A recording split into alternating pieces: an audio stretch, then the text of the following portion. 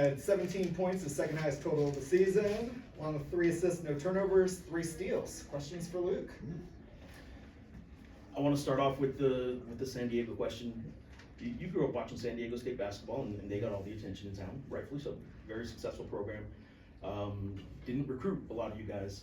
Eric was there for 2 decades. This is a lot of San Diego connections on this team. Getting the first win for Eric and for this program against San Diego State this year.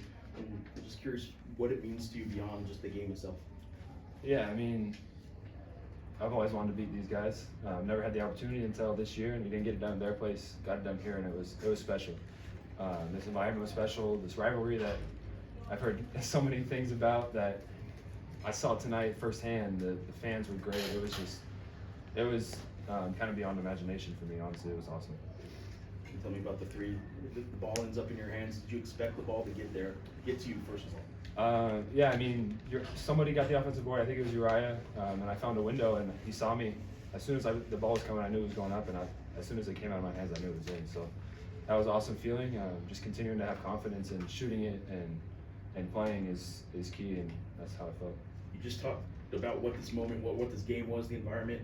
In that moment, though, are you able to block that out, or are a million thoughts going through your mind as that pass is coming to you? Do you get caught up in the moment? Yeah, no, I think I do a pretty good job of letting that all go and just playing. I've shot that shot, I can't tell you how many times in practice, and even though there's 15,000 screaming in there, it's still the same shot. And so I was confident in the shot, and I wasn't thinking about other things when that ball was coming to me. Okay, and then Tomislav, just monster numbers. Yeah. And he had rebounds and offensive rebounds anyway himself. San Diego State doesn't let teams get those differentials and second chance points. Arizona and Michigan are the only 2 teams that have had more second chance points against them this year. And I'm just curious, Tomislav in particular, but you guys as a whole on the boards were monsters. How did that happen against this team? Yeah, first of all, Tomislav played an incredible game, one of the best games I've seen. He was a monster tonight, and that's huge for us. Love the way he played. And yeah, I think just being aggressive. Crowd gave us some energy. We crashed the boards. We knew we had to. We knew we could possibly get him on the offensive glass, and that's what we did tonight. It helped us a lot. Hey Luke, How's it going? how many times did you go to the GS Arena to see games, and you know, did you grow up dreaming of maybe wanting to play there one day? I mean, Trey Kell, obviously from your school, played there and was a hero there. Yeah, I wouldn't say I went to Viejas that much, but we watched them on TV all the time. I would say probably a handful of times to go watch games. Like you said, Trey Kell played there, so watching him play in high school and then on TV and kill it there. I think for anybody playing basketball in San Diego, it's kind of a dream to play there. But again,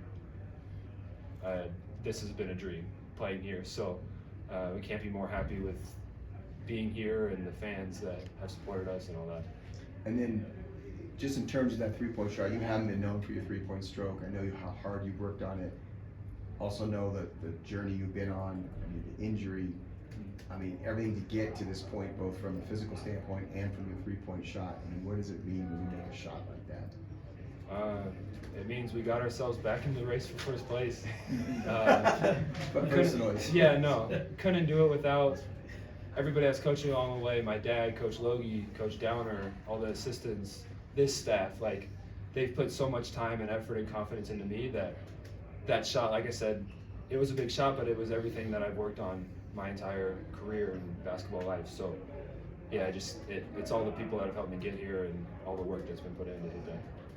Some more stuff on the shot. I mean, you had a ton of great games, great moments, but those didn't necessarily translate to wins. So for you yourself to finally have that moment, that big impact moment that does lead to a win, how gratifying is that for you?